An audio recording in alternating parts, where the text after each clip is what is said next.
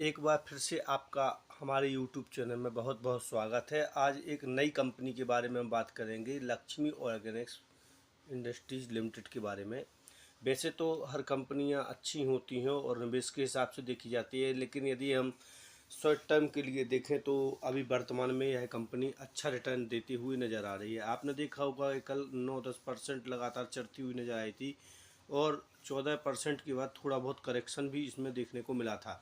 5 दिन में भी ठीक ठाक रिटर्न देखती हुई नज़र आई है, महीने भर में भी अच्छी पॉजिटिव चलती हुई नज़र आ रही है। मार्केट का दबाव साफ तौर पर इस कंपनी के ऊपर दिखाई दे रहा था, जिस वजह से यह बिकवाली के कारण यह कंपनी रिकवरी की ओर भी जाती हुई नज़र आई है और अब इस कंपनी के साथ कुछ ठीक ठाक मोमेंटम भी बनते हुए नज़र आ रहे हैं, जिसके कारण इसमें खरीदारी भी कुछ ठीक हो सकती है। लेकिन अगर लगातार देखें, जब से ऐसा रहा है नीचे की ओर डिप करता हुआ नज़र आया था, जिसके कारण हम कह सकते थे कि वर्तमान में इसकी जो ओवरऑल वैल्यू थी वो कुछ ज़्यादा दिखाई दे रही थी, के कारण इस शेयर को नीचे की ओर जाता हुआ दिखाई दे रहा था। अब यदि लक्ष्मी ऑर्गेनिक्स की बात करें तो एक स्पेशलिटी कंपनी के रूप में यह कार्य करती हुई नज़र आ रही है, जिसके अगर उत्पाद करें तो फार्मा, एग्रोकेमिकल, पेंट और इंडस्ट्रियल सेक्टर में अपना योगदान दे रही है। तो यह जो कंपनी है, लगभग अगर बात करें तो लगभग 4 से 5 लाख करोड़ का इस कंपनी का भी मार्केट कैप है। लेकिन यदि हम सकारात्मक बात करें तो ये दहेज और फ्लोरोकेमिकल के बारे में प्रोजेक्ट में काम करती हुई नज़र आती है और कई वर्षों से इसके जो उच्च मार्जिन उत्पादों का योगदान जो है वो लगातार बढ़ता हुआ नज़र आ रहा है।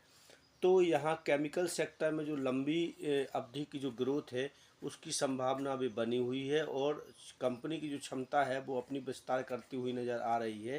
तो ठीक ठाक तरीके से यह कंपनी की अगर बात करते हैं तो डिविडेंड भी कंपनी छोटी है, इसलिए ठीक ठाक लगभग 30 पैसे का देते हुए नज़र आती है। और अगर हम बात करते हैं इस कंपनी के, तो अभी तो इसने 30 पैसे का डिविडेंड दिया है, जो कंपनी के हिसाब से ठीक ठाक ही है।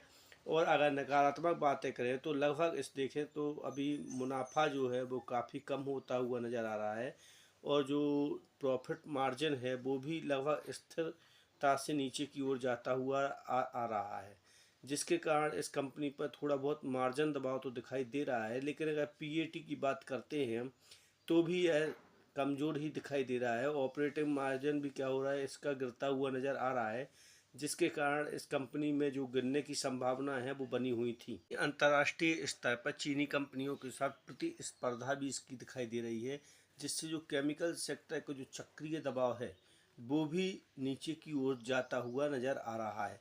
तो ओवरऑल एक कंपनी भी नीचे की ओर जाती हुई ही नज़र आ रही है। अगर हम तकनीकी तौर पर देखें तो 165-70 के आसपास यह ट्रेड करता हुआ नज़र आता है और 150 और 55 के बीच में इसे सपोर्ट देते हुए दिखाई दे रहा है। तो लंबी अवधि में तो यह उच्च स्तर की जाने की संभावना दिखाई देती है। यदि धीरे धीरे इसमें एसआईपी की जाए तो यह ठीक हो सकती है। शॉर्ट टर्म में मार्जिन में सुधार कुछ बेहतर स्तर पर है, लेकिन जोखिम जो है वो मध्यम से उच्च की ओर दिखाई दे रहा है। तो यहाँ जो हमारे समझने की बातें हैं उन पर हमें ध्यान देने के लिए एक बात और आवश्यक रूप में ध्यान रखना चाहिए कि यह जो शेयर है वो अच्छा है और इस कंपनी में हम निवेश कर सकते हैं।